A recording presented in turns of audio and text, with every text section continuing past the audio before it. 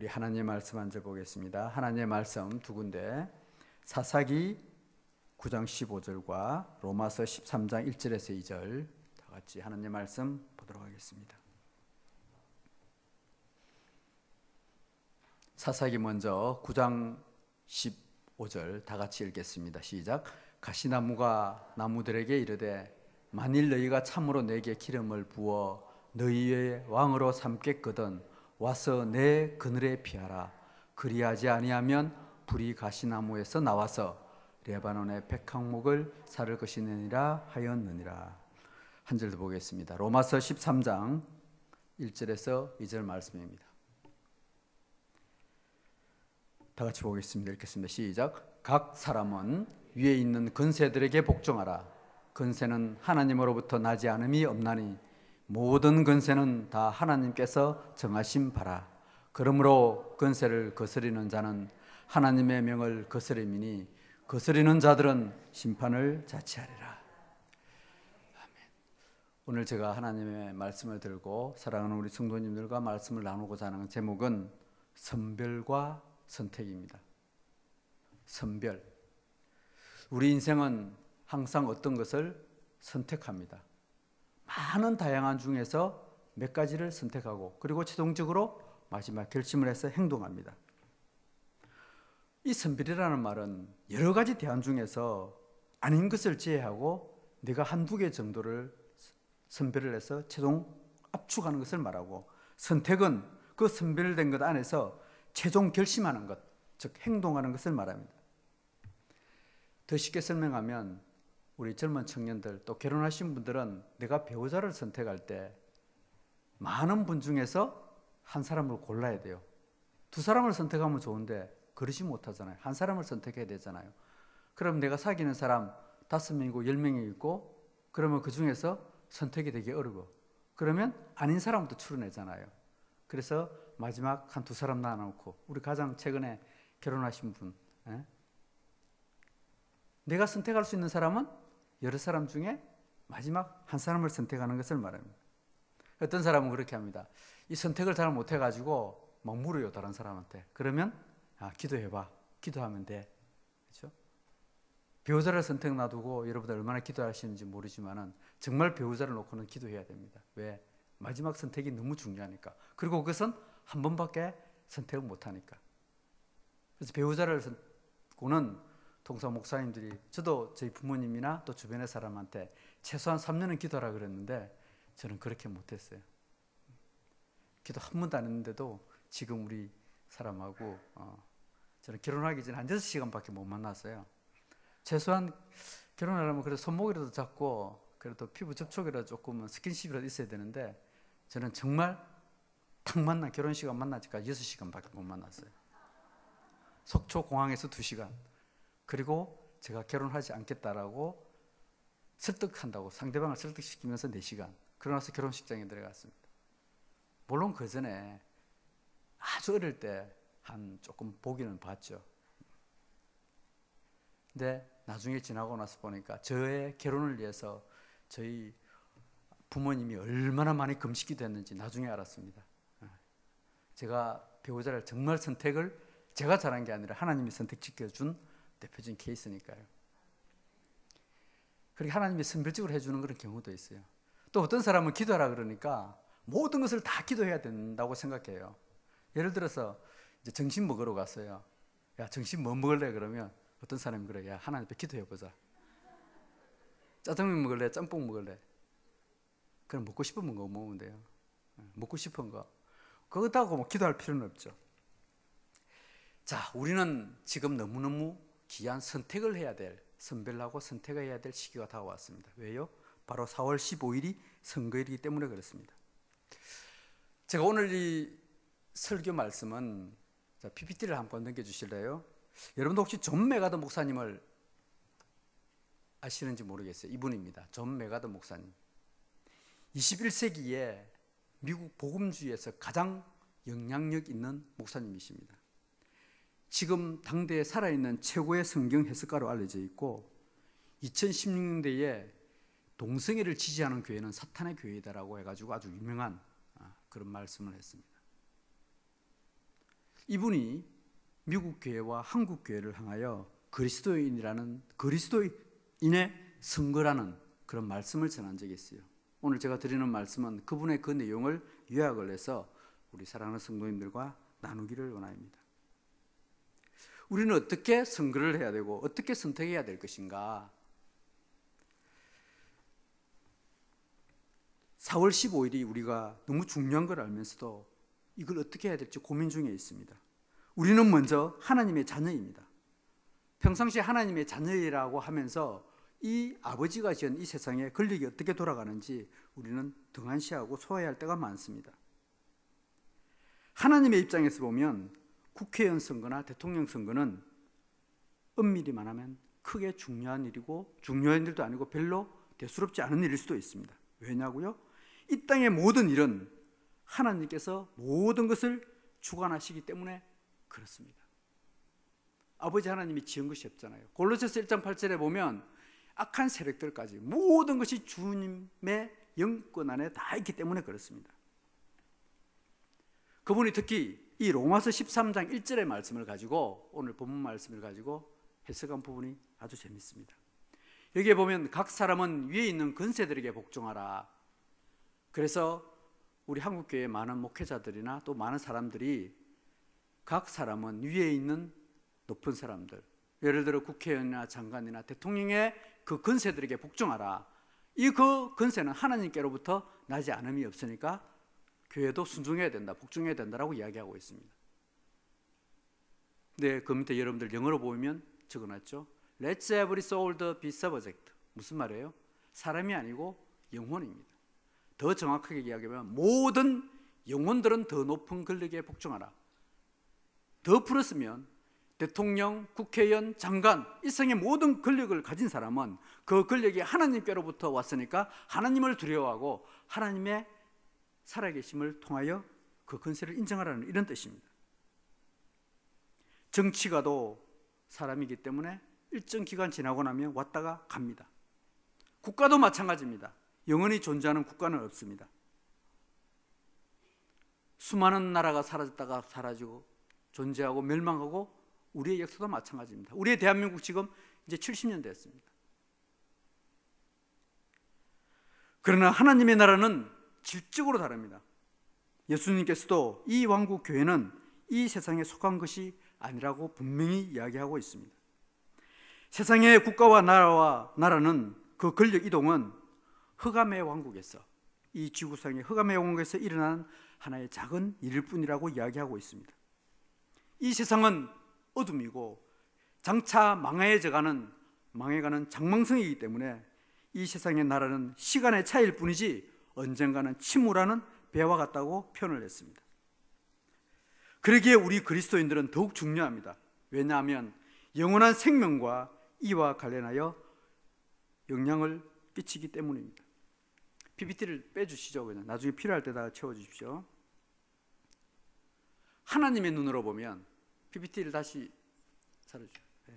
하나님의 눈으로 보면 이 정치가 100명은 있어도 복음을 전하는 한 명보다도 못한다. 우리나라 국회의원이 300명이 있어도 이 자리에 앉아서 하나님의 생명의 복음의 말씀을 전하는 그 사람보다 훨씬 못한 것이 하나님의 이치입니다. 그런데 세상의 눈으로 보면 기독인 100명이 있어도, 아니 1000명이 있어도 정치가 한 명을 감당하지 못합니다. 우리 2018년 5월 달에 대전 거리 생긴 일으로 둔산동에서 기독교인들 3만 명이 모였습니다. 그래도 정치가 한 명을 당하지 못합니다. 저도 가끔씩 국회에 가가지고 국회의원들 설득시키고 그러면, 지금 선거 전에는 예의하지만은 선거 마치고 국회에 찾아가면 여기가 교회입니까? 교회로 가십시오 그래요. 푸대접을 많이 받습니다. 그러나 저는 한 영혼이라도, 한 생명이라도 건지기 위해서 그 수모가 중요한 게 아니라 저는 속으로 그렇게 모욕을 들으면 그렇게 합니다. 그래도 나는 생명을 살기를 사람이다. 나는 생명의 복음을 전하는 사람이다. 여러분들도 마찬가지입니다. 우리의 책임은 복음의 구명정입니다. 망해져가는 이 세상에, 난파선 되어져가는 그곳에 타이타닉호가 마지막에 침몰하잖아요. 거기에 여러분들은 구명종으로 그 사람들을 구원하러 가는 사람입니다. 교회는 바로 구조선과 같은 것입니다. 이것이 우리가 세상을 살아가는 이유입니다. 구조하지 않으면 멸망의 길로 갈 수밖에 없는 영혼들을 구원하는 일이 바로 우리들의 일입니다. 우리가 가지고 있는 선거 제도는 하나의 정치 제도일 뿐입니다. 우리의 삶에 영향을 밀접하게 미치는 하나의 구도일 뿐입니다. 그렇다면 그리스도인들은 어떻게 이 선거를 대해야 할까요? 로마서 13장에서 3절에서 4절, 오늘 본문 읽은 말씀 그 뒤편에 보면 3절 4절을 통하여 국가를 통해서 하나님의 계획이 무엇인지 정확하게 이야기하고 있습니다. 과연 왜 하나님께서는 이 세상 정부를 두었을까? 존 메가더 목사님은 두 가지 목적으로 이 국가에게 그 권위를 주었다라고 이야기하고 있습니다. 그 첫 번째 목적은 선한 사람들을 보호해라. 두 번째는 악한 사람들을 벌해라. 이것이 국가에 주어진 임무고 권위라고 이야기하고 있습니다. 그런데 정부가 꼭 그렇게 하느냐? 그렇지 않다. 이번에 돌립니다. PPT를 가지고 조금 설명을 다시 드리겠습니다. 세상은 여러분은 어떻게 보십니까? 세상은 어둠입니다. 영의 눈으로 보면 어둠입니다. 요한복음 1장 5절에 보면 예수님은 빛으로 이 땅에 오셨다고 했습니다. 왜요? 이 세상이 어둠이기 때문에. 그리고 골로새서 1장 13절에는 이 세상의 모든 법이 흑암의 근세에 놓여 있다라고 이야기하고 있습니다. 이 어둠의 근세를 정확하게 표현한 구절이 있습니다. 바로 누가복음 4장 6절에 보면 이렇게 되어 있습니다. 예수님이 40일 금식한 이후에 사탄이 다가와서 예수께 이렇게 이야기합니다. 너 나에게 숭배하면 이 모든 권위와 그 영광을 원래 네가 가지고 있지만 내가, 사탄이 예수 너에게 주겠다. 본래 이것은 예수 너 거지만은 이제는 내가 가지고 있으므로 내가 원하는 자에게 얼마든지 줄 수 있다라고 이야기하고 있습니다. 무슨 말입니까? 이 세상의 모든 권세와 권위를 사탄이 가지고 움직일 수 있다는 말입니다. 이를 벗어날 수 있는 것도 본래의 권세, 권력을 벗어나서 이를 사람들이 만들어낼 수 있다는 것입니다. 정부의 역할은 분명히 선한 자들을 보호하고 악한 자들을 벌하는 것이지만은, 그리고 이를 통하여 법을 통하여 시행하는 것이지만은 우리는 그렇지 못한 것을 보게 됩니다. 다시 PPT 빼주십시오. 국회는 이 선한 사람을 보호하고 악한 사람을 벌하는 법을 만드는 곳이 바로 국회입니다.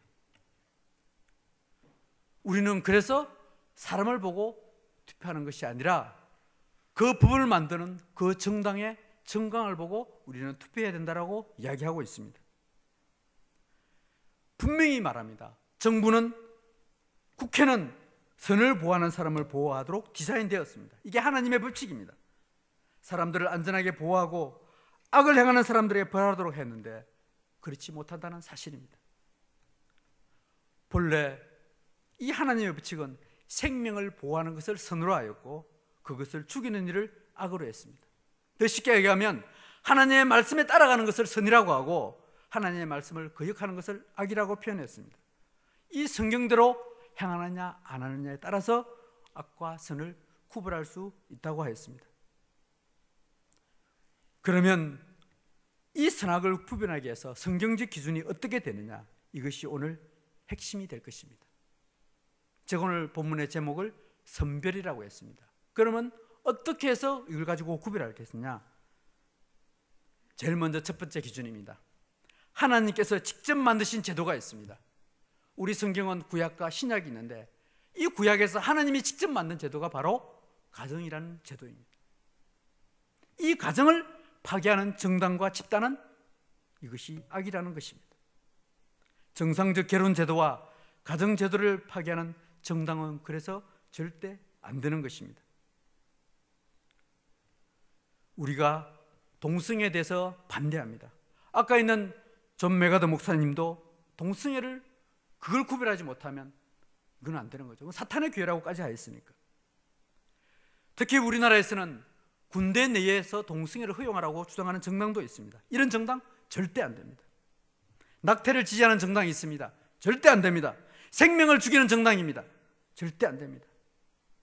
하나님이 지으신 남자와 여자를 부정하는 양성평등이 아닌 성평등을 해서도 절대 안 됩니다.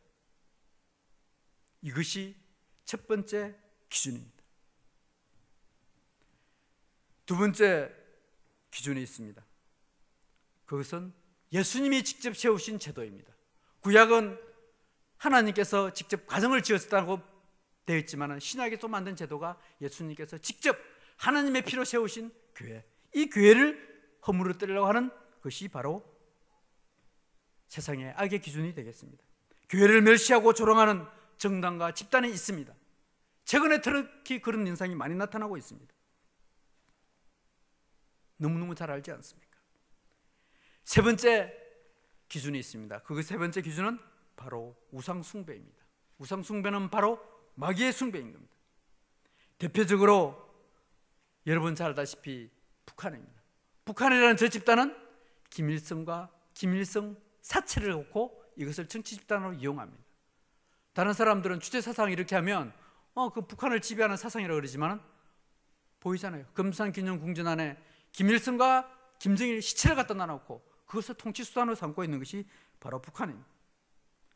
이단, 이슬람, 신천지, 유사종교, 최근에 언론에는 보니까 거북이와 삼조고를 숭상하는 그런 후보자도 이번에 대전에서 나왔습니다. 이런 우상 숭배하는 집단은 절대 안 된다는 사실입니다. PPT를 가지고 조금 더 설명을 드리겠습니다. 한 사례를 소개할까 합니다. 이 내용은 실제 사례입니다. 여러분 보시기에 그 61세 할머니가 자녀를 낳았습니다. 두 남자가 있습니다. 여러분 보시기에 우측에 있는 남자가 아들이고 머리 좀 긴 남자는 이 남자의 같이 사는 부부입니다. 동성 결혼을 한 거죠. 이 아기가 어떻게 태어났느냐? 원래 이 할머니는 남매를 두었습니다. 이 아들이 다른 남자와 동성 결혼을 했습니다. 이 아들이 자녀가 갖고 싶어서 자기 여동생의 난자와 다른 남자의 정자를 합해서 배란을 시키고 자기 어머니의 몸에 착상을 시켰습니다. 그리고 나서 아기가 태어난 사례입니다. 이 아이에게 아이의 입장에서 보면 여러분 보기에 우착의 여자는 고모도 되기도 하고 엄마가 되고, 그 다음에 또 두 번째 사람에게는 엄마도 되기도 하고 아빠가 되기도 하고, 그 할머니에게는 할머니도 되지만 엄마도 됩니다. 그리고 아이에게 형님이 되는 사람도 있고 아빠가 되는 사람도 있습니다. 이것이 오늘날의 세태입니다. 이게 최근에 정상화되고 있는 이런 실태입니다. 이 가정이 완전히 다 깨어진 사례이죠. 이런 거 안 된다는 겁니다. 마지막 네 번째로는 이 세 가지가 제가 드리는 첫 번째와 가정과 교회와 그리고 이 이단, 이것을 정상이라고 인정하는 게 있습니다. 우리가 보기에는 당연히 잘못된 거예요. 이걸 잘못됐다고 이야기할 수 있어야 돼요. 그런데 이게 잘못됐다고 이야기하지 못하는 것이 뭐냐? 이게 차별금지입니다. 그게 인권이기 때문에, 그게 모든 사람들이 평등하기 때문에 이것을 추진하는 정당과 사람은 안 된다는 논리입니다. 여러분, 차별과 분별을 해야 됩니다. 우리는 절대 성경적으로 차별하면 안 됩니다. 우리는 분별해야 됩니다. 잘못된 것을 도덕적으로, 객관적으로 잘못된 것은 정확히 알아야 됩니다. 특히 도덕적으로, 양심적으로, 종교적으로 사실득에 근거해서 합리적인 비판은 얼마든지 할 수 있어야 됩니다. 차별금지와 차별금지법은 구별돼야 됩니다. 차별금지는 뭐냐? 도덕, 종교적으로 차별하면 안 됩니다. 우리 여기 앞에서 아까 싱어하는 사람도 있고 율동하는 사람도 있습니다. 또 남자도 있고 여자도 있습니다. 근데 그걸 차별하면 돼요, 안 돼요? 차별하면 안 돼요. 근데 차별할 수밖에 없어요. 왜? 각 재능이 틀리고, 남자도 틀리고 여자도 틀리고, 악기 다루는 사람이 있고 율동하는 사람이 있고, 어떤 사람은 방송에서 일하는 사람이 있고 어떤 사람은 청소하는 사람이 있고, 각자 틀려요. 근데 그건 당연히 차별이 돼요. 그래서 이건 차별을 하면 안 돼요. 이거는 도덕이고 종교적으로 하는 사항입니다. 그런데 이것은 하나님의 법에 의해서 우리는 하나님의 형상이기 때문에 윤리 도덕적으로 차별하지 말자는 것이지, 세상에 만드는 차별금지법은 세상의 인권과 지식과 자기의 생각으로 차별금지법을 만들어서 인간의 생각으로 차별하겠다는 겁니다. 인간의 기준으로 차별하겠다는 겁니다. 세상은 악한 세력들에 의해서 움직입니다. 악한 영역들에 의해서 움직입니다. 그 악한 사람들의 생각에 마음속에 접어서 동성애도 차별하지 말자, 젠더도 차별하지 말자, 주체사상도 차별하지 말자, 이걸 급으로 만든다는 거예요. 그래서 강제성을 띠겠다는 겁니다. 아무리 인간이 뛰어나더라도, 아무리 좋은 법을 만들어도 인간의 이성으로 세상을 지배할 수는 없습니다. 이건 하나님의 영역입니다. 그런데 이것을 인간의 영역으로 하겠다고 하는 것이, 이것이 바로 차별금지법입니다. 우리나라에서 실제 차별금지법이 어느 정도 진행되는지 설명을 드리겠습니다. 국가인권위원회장이 발표를 했습니다. 우리 사회에 혐오와 차별이 많다. 인간의 생각으로 이야기하는 거죠. 이에 대해서 뿌리 뽑겠다. 그래서 올해 내에 조금 늦었지만은 이 차별금지법을 막겠다라고, 제정하겠다라고 공식적으로 이야기하고 있습니다. 우리나라 KBS에서는 차별금지법을 공영방송에서 공공연히 만들어야 된다라고 주장하고 있습니다. 이에 따라서 많은 사람들이, 야, 차별하지 말아야지. 돈 없는 사람이나 있는 사람이나 가진 사람이나 차별하면 안 되지. 그러니까 다 따라가는 거예요. 그래, 맞아. 차별하지 말아야 돼. 그래, 만들어야 돼. 점점 이런 생각을 심어주고 있습니다. 특정 당에서는 혐오와 차별 문제 해소를 위해서 토론회까지 벌였습니다. 또 어떤 당에서는 21대 국회가 되면 제일 먼저 제1호 법안으로 차별금지법을 만들겠다라고 이야기하고 있습니다. 이 차별금지법이 만들어진 후에 가장 피해를 받는 곳이 어디냐? 바로 교회입니다. 제가 그랬잖아요. 하나님이 만드신 가정, 예수님이 만드신 이 교회가 그 하나님의 말씀에 따라 전파하는 그것을 차단하거든요. 세상의 기준으로 그것을 잘못했다고 이야기하니까 차별금지법이 통과된 후에 목사님들이 동성결혼의 추례를 거부했다고 180일 동안 감옥에 가 있고 하루에 $1,000씩 벌금을 물리게 되는 이런 사례가 나타나게 되는 겁니다. 영국에서는 한 목사님이 이슬람이 사탄이다, 이슬람이 잘못됐다라고 이야기했을 때 이슬람 해모죄로 고발되었습니다. 실제 우리가 어떻게 교육시키는지 실제 교육 사례를, 영상을 한 3분, 4분 정도 보시도록 하겠습니다. 영상을 좀 틀어주십시오. 자신의 성별을 이렇게 말합니다. Att du tycker att du är det, men när brukar barn och kompisar fråga dig om du är en tjej? Men idag är jag en kille. Idag är du en kille. Okej. Men efter jag har varit en kille, då är jag en tjej igen. När jag är tjej, då är jag en flicka. 이 아이가 어떻게 이런 생각을 하게 되었을까요? 그렇게 교육을 받았기 때문입니다. Mika has very, very long hair. Most people assume that Mika's female. If someone called Mika female in front of Mika, would you correct them or intervene? No, we've never corrected anybody. In fact, if people call Mika she, we might go with that too. Mika and Nico were both assigned male at birth, but in this family, the sex you were born with does not dictate your gender identity. 남녀의 성별이 아닌 수십 가지 사회학적 성을 스스로 찾아서 정하게 하는 교육, 인권, 젠더 교육 때문입니다. 수십 가지 성 중에서 젠더 플루이드가 되기로 한 것입니다.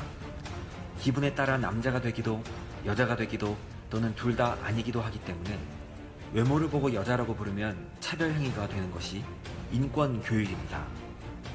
이 교육으로 2011년 스웨덴은 남녀합 1378명이 자살을 하며 25년 만에 가장 높은 청소년 자살률을 기록했는데요. 이러한 젠더와 차별이란 이름으로 포장된 인권 교육, 우리나라 교육계에도 계속해서 제정되거나 시도되고 있는 것을 알고 계시나요?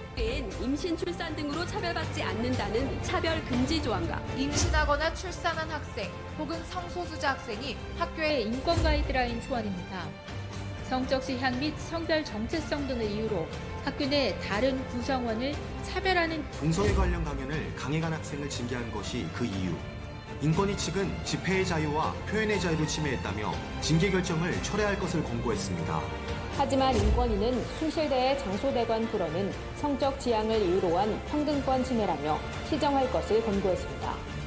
차별금지로 포장된 인권교육이 심지어 기독교 대학에까지 침투하며 결국 지난 8월 5일에는 연세대에서 언더우드 선교사가 세운 성경적 이념과 상반된 인권 강의를 대학 최초 필수 과목으로 지정되는 사건이 일어났습니다.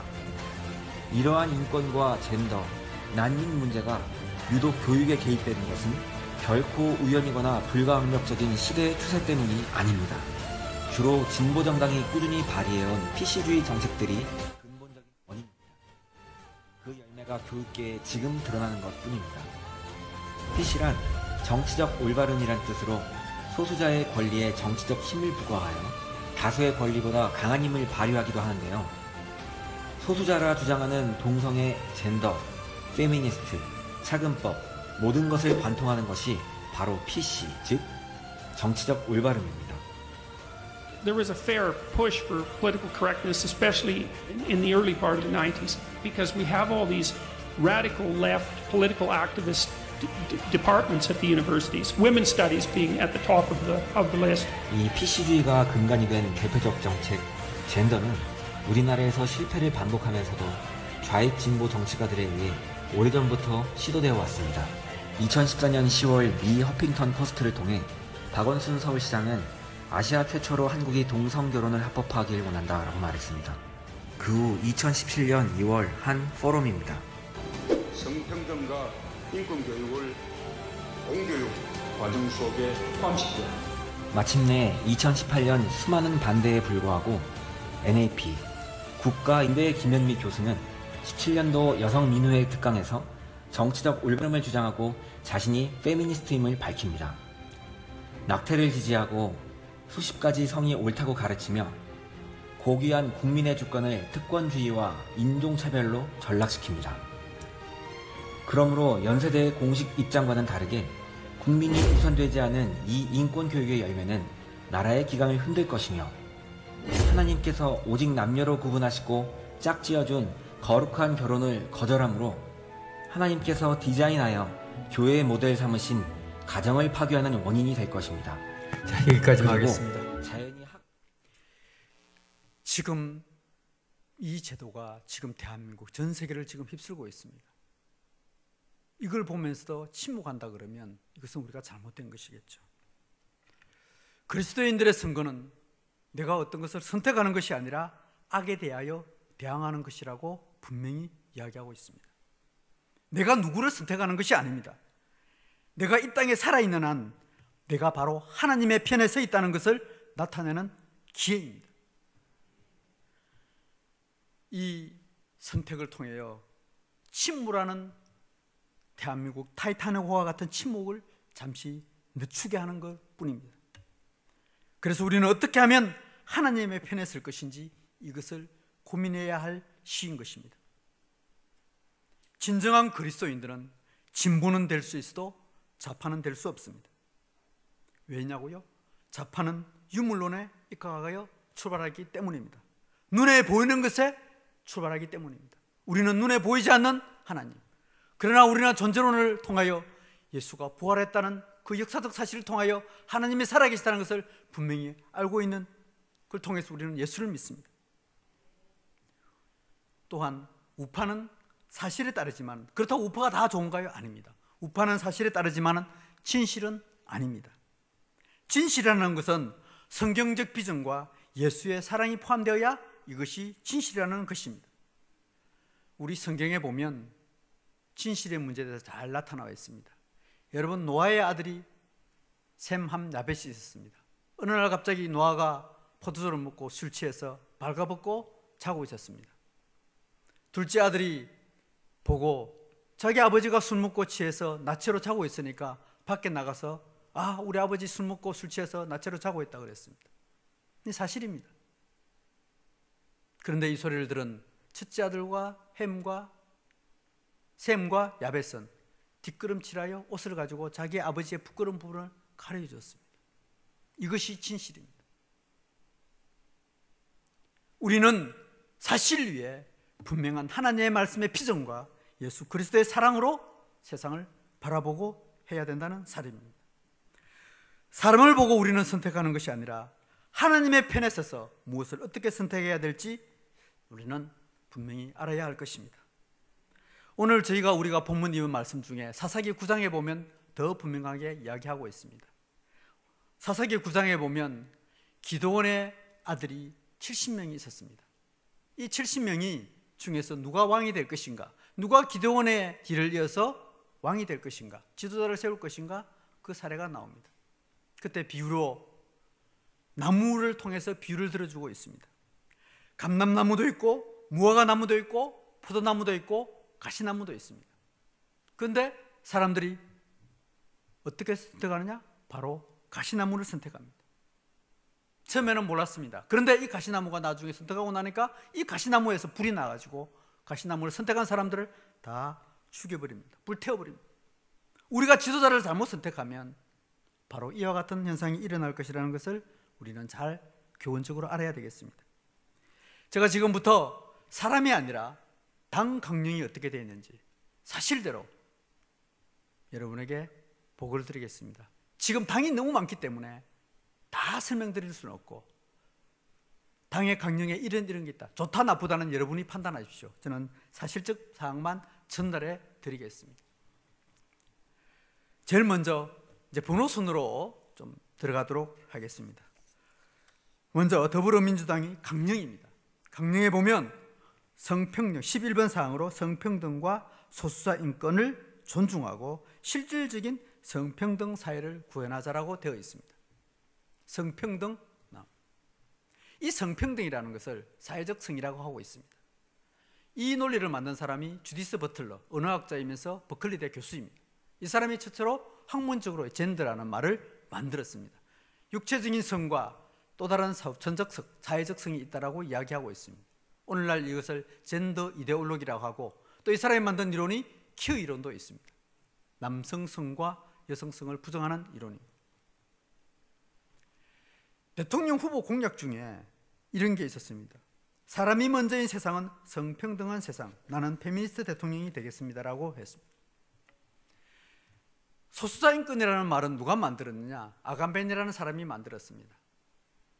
이 사람이 호모 사케라는 책에서 소수자 발생은 권력 구조에서 발생한다, 인권은 소수자만을 위한 것이다, 이 사람이 주장한 논리가 지금 소수자 인권의 논리입니다. 우리 많은 사람들이 동성애는 반대한다라고 이야기하고 있습니다. 그러나 현실적으로 존재하기 때문에 동성애를 인정해 줘야 된다, 차별받지 말아야 된다라고 이야기하고 있습니다. 이것은 언어적 논리고 언어적 허구성을 잘못 사람들에게 프레임을 씌우는 논리입니다. 아까 존 메가든 목사님이 이분 때문에 그 이야기를 하겠습니다. 동성애에 대해서 다른 거 좋고 나쁘고 없다. 그냥 동성애면 나쁜 거면 나쁜 거, 좋은 거면 좋은 거다. 다른 말을 갖다 붙이지 마라. 그런데 오늘날 동성애를 성적 지향이라든지 성소수라든지 퀴어라든지 다른 언어로 포장을 시킵니다. 이게 동성애 언어 프레임이라고 하고 있습니다. 특정 정당에서는, 더불어민주당에서는 서울 퀴어 프레이드의 직접적인 행사에 사람들을 모집하였고 실제적으로 참석하였습니다. 미래통합당의 당 강령 정강 선택은 별다르게 없습니다. 이건 제가 읽어줘봐야 큰 의미가 없을 것 같고 여러 가지 이야기합니다. 이 한때도 윤리강령 속에 조금 문제가 있었는데 지금은 찾을 수가 없더라고요. 제가 오늘 들어가서 이건 직접 확인한 사항입니다. 저희가 투표를 이번에 2번을 하게 됩니다. 하나는 인물 선택입니다. 인물 선택은 여러분들의 자율에 하나님의 말씀에 기준해서 선택하시면 됩니다. 두 번째로는 당의 정강을 보고 선택해야 될 사항입니다. 이번 선택은 특히 우리 선거법 제도가 정말 이상하게 되어가지고 보통 사람들이 알 수가 없는 그런 복잡한 선거 제도를 가지고 있습니다. 투표 용지 길이만 45cm입니다. 총 35개 정당이 들어있습니다. 번호는 1, 2번이 없고 3번부터 출발합니다. 그래서 37번까지 있습니다. 그리고 여기에 들어있는 당은 무조건 3%만 득표하면 무조건 국회의원 2명은 가져갈 수 있게 되어 있습니다. 그래서 많은 정당들이 여기에 지금 붙어 있습니다. 출발은 3번부터 하게 되어 있습니다. 여기에 보면 제일 먼저 나오는 민생당입니다. 민생당의 정강을 보면 모두가 행복한 성평등 대한민국 되어 있습니다. 그 내용은 양성평등 사회에 실현하게 되어 있어서 조금 애매하게 되어 있습니다. 4번입니다. 미래한국당은 미래통합당 이성정당이라고 그러죠. 그게 당 강령에 보면 여러 가지 좀 이렇게 되어 있는데 좀 복잡하게 되어 있어요. 애매하게 되어 있습니다. 이 미래한국당의 특이한 사항은 바로 이 후보 중에 동성애 반대 단체들이 특정 후보에 대해서 사퇴하라고 한 사항이 있습니다.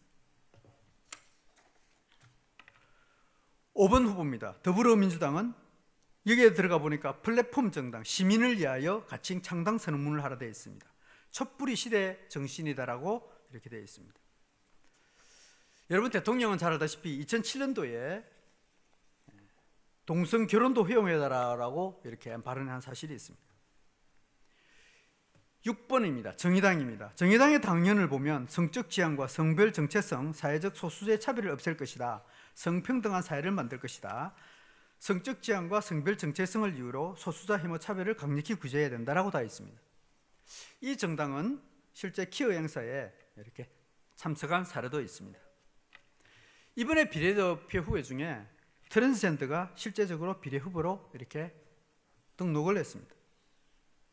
이 당은 군행법 92조역, 즉 군대 안의 동성애를 허용해라라고 이야기하고 있고 실제 이렇게 발의를 하였습니다. 12번에 열린민주당이라는 또 당도 있습니다. 이분은 민주당의 이성정당이라고 그러는데 자기들은 이성정당 아니라고 그래요. 그 대신 이 정당은 이렇게 되어 있습니다. 문재인 정부의 수건 검찰개혁에 외쳤던 조국 수호 검찰개혁 촛불 시민연대와 함께하겠습니다라고 되어 있습니다. 이 당에서는 특이하게 또 한 분이 이런 분이 있습니다. 검찰개혁 추진단장에 이제 이 사람이 비례대표로 올라가 있습니다. 이분은 제가 직접 이건 언론에 인터뷰했던 내용입니다. 기독교는 혐오 집단이다. 기독교와 타협 없다라고 이렇게 발언을 한 사항이 있습니다.